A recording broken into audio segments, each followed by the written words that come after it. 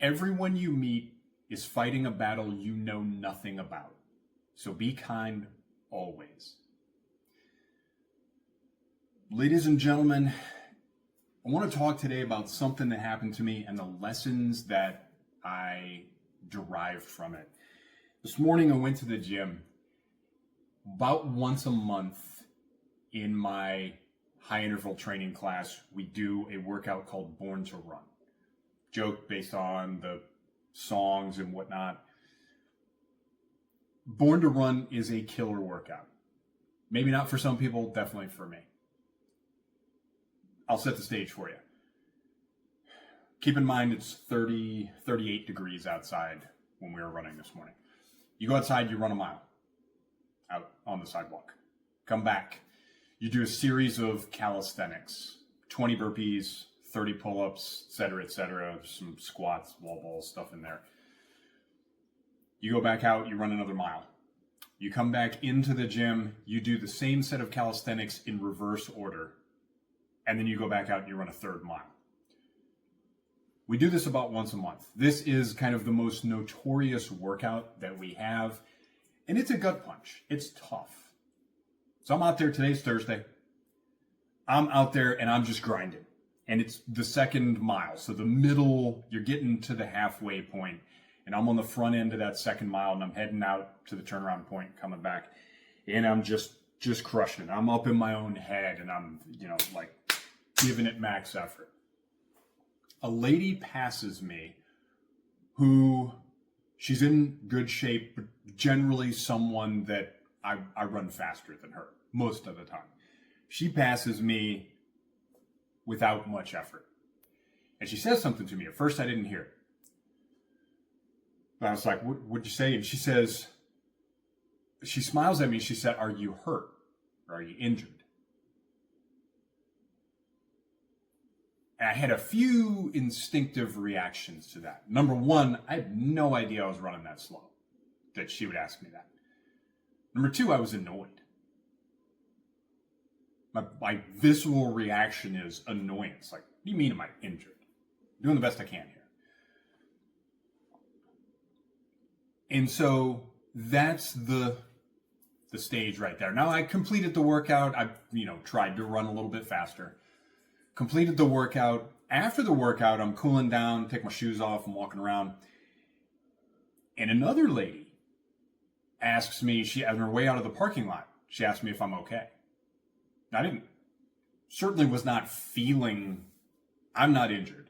I certainly was not feeling particularly bad, worse than usual after this workout. It's a tough workout. I felt like I just completed a tough workout. And I kind of laughed this one off. I'm like, yeah, I'm fine. Thank you. But it got me to thinking.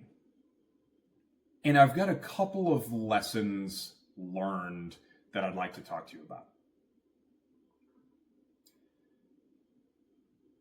The first lesson learned is that objective opinions are valuable and you should seek them out.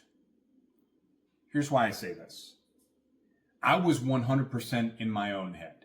When that lady passed me and started speaking, like I said, at first it didn't even compute for me because I was so focused. I had no idea. I knew I wasn't running my best. I still got a few pounds left from Christmas. I've been lifting more and running less. I'm not in tip-top running condition. So I knew, first of all, I was not running great today. I had no idea how slow I was going. I was so in my own head and so focused on the amount of effort that I was putting into the workout that I didn't have any conception of objectively how I was performing. She knew because she's running the same pace she always does, and she passed me like I was standing still. Made me think about a client that I had recently that he's in a similar place professionally. He's up in his own head.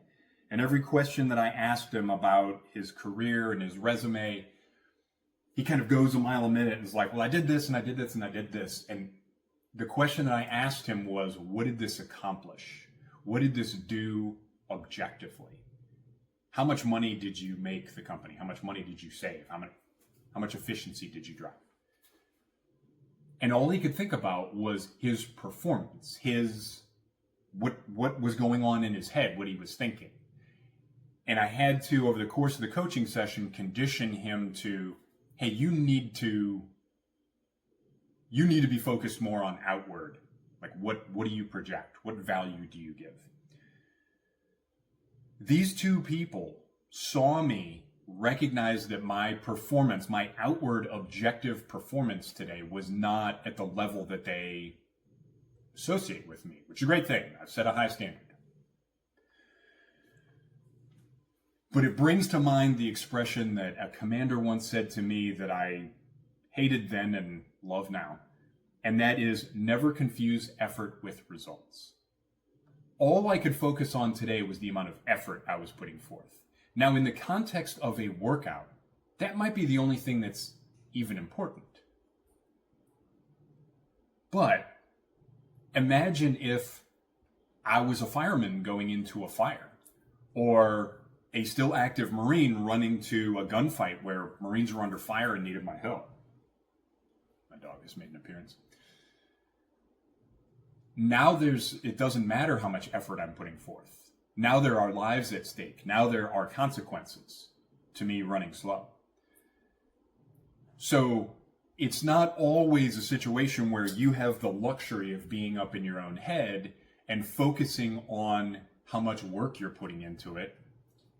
In business, in administration of government, in the military, in services professions, it's about what you can put forth. If you're flipping burgers at Wendy's and you're trying super hard, but you're putting out bad food, the effort doesn't really matter. That food's going to come back and the company's going to lose money and you're going to get fired. So that's that first lesson. Seek an objective opinion. Objective opinions are valuable. Sometimes you can get so up in your own head with whatever it is you're doing that you become unfocused on the actual results of your actions. I was so focused on how hard I was working, I had no idea that I was running slow as molasses on a cold day, which it is and was. Okay, so that's lesson number one. Lesson number two is what I told you at the top. Everyone is fighting a battle you know nothing about. Here's the rest of the story. Monday, we did a max deadlift workout. And I don't remember what the Metcon was afterwards, but it was probably something terrible. Tuesday, we did a good HIIT workout. It was challenging, and I don't remember what that one was either. But Wednesday, yesterday, we did a max squat workout. And then after we maxed our squats, then we did a Metcon workout that involved the air bike, or assault bike, and more squats, dumbbell squats. So long story short, too late, my legs are smoked. And I had zero juice for the run this morning. That's why I'm pounding coffee now, because I just need to stay upright for the rest of the day. Now, nobody knows that. And I told the first lady that, just series of crusher workouts this week, and I'm feeling the effects now. So that informs the first lesson. That's why I was mostly concerned with the amount of effort I was putting forth, not necessarily with the objective results of how fast I was actually running. But they didn't know that about me. All they knew was, hey, Albert's running slower than he usually does. What's up? Something must be wrong. And evidently I was running slow enough that they thought it was an injury.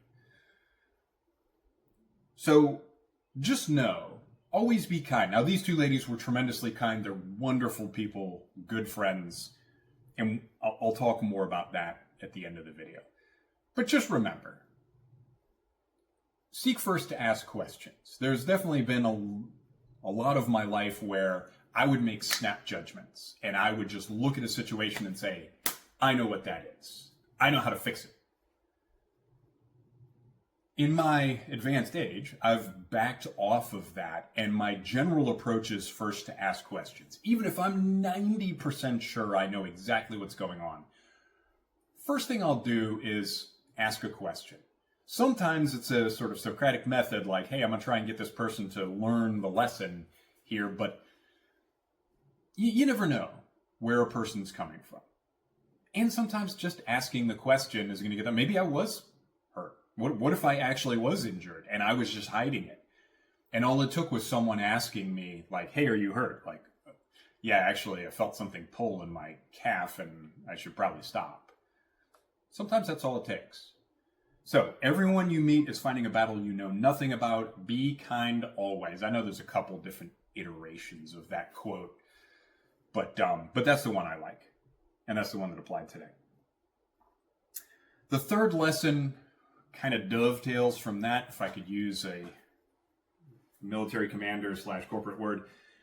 Be kind and don't get in your own head. I talked about this at the start. What was my initial reaction, my visceral reaction? Now, it only lasted a second, but I made note of it. Lady passes me, blah, blah, blah, blah, blah. What? Are you injured? What was my first reaction? What would your first reaction be? Annoyance. What do you mean? I didn't say anything. But in my mind, I was like, what do you mean am I injured? Piss off, I'm going as hard as I can.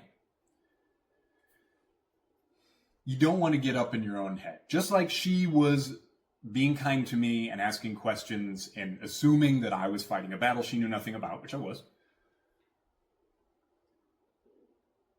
I know that she's a kind person. There was no reason for me to react to her with annoyance. Now, you cannot really control your visceral reaction, your initial gut reaction to something. But my initial reaction was that, what do you mean I'm slow? What do you mean I'm hurt? I missed the point. The point of that is two people that I'm not related to, that I don't have business with, that aren't Marines or anything like that, noticed me, saw that I was performing at a level that doesn't skew with their perception of me. So I usually run a little faster. I don't run fast, objectively. God didn't put me on this earth to put 2 feet in the air and go quickly. But I do enjoy the challenge. But they noticed that. So these two people were being kind to me and asking me if I was all right. Think about what a blessing that is. These people noticed me enough to observe my behavior and say, Albert's not running as fast as he usually does. There's something wrong. Maybe someone should check on him. And they chose to do that. And that's awesome. So my initial annoyance that I kept to myself, thankfully, I look back at that and I say, man, how blessed am I? And so that is, I think, the thought that I'd like to leave you with. Look at that. I said I'd hit 15 minutes. We're coming right up on it. 15 minutes. Dang, I'm good. Think about what a blessing that is. And why is that? Why do I have that blessing in my life? Folks, we live in an increasingly remote world.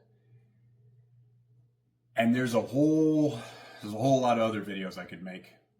I don't know if they'd be too popular, but there's a whole tie-in together with, so everyone's got mental health issues. And I know, mental health issues have been around for a long time. Suddenly it seems like it's proliferating. There's all this stuff about taking care of yourself, take care of your mentals and your chickens, like Beast Mode would say. This remote life that we live, where we can order stuff off of Amazon and we can get Instacart and our groceries delivered to our door, and we're increasingly isolating ourselves from other people to where we can live in a house or an apartment and just never leave. You've got to seek out opportunities to interact with other actual live humans face to face, IRL, if you will. And for the past 2.5 years, maybe 3 years, I've been going to this exercise class, and I'm legitimately friends with these people. And so that is a blessing that is a result of relationships that I have cultivated by my wife and I choosing to be out there and in public and do things. I choose to do the American Legion. I choose to be in the Knights of Columbus. I choose to do various things that get me out there. There's a veterans business organization that I belong to. And sometimes these things can feel like a burden because you're busy. You got other stuff going. I got a 9 to 5. I got a business. I got these things going on. We have to overtly choose to get out there and meet people and communicate with them. Because that's the reason that I have that blessing in my life, that I have people that are going to look at me, see that something's off, something's different, and ask me, am I okay? Yeah, I'm fine. Just a bunch of squats. It's all good. Okay. I think that's all I have today. I'm checking my notes on my board here. That's all I have for you today. Look at that. I ran a little long, said 15 minutes. Here we are, 16:35, 6, 7. Folks, be good to each other out there. Get out there and touch some grass and speak to another human today. That's your homework assignment, your call to action, if you will. I'm supposed to include those in these social media posts.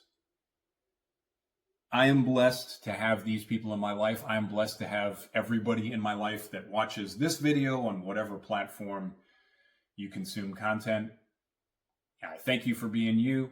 If you like this content, please like and subscribe and do all of the bells and the thumbs up and all of those things. And with that, folks, Semper Fidelis, and I'll talk to you later.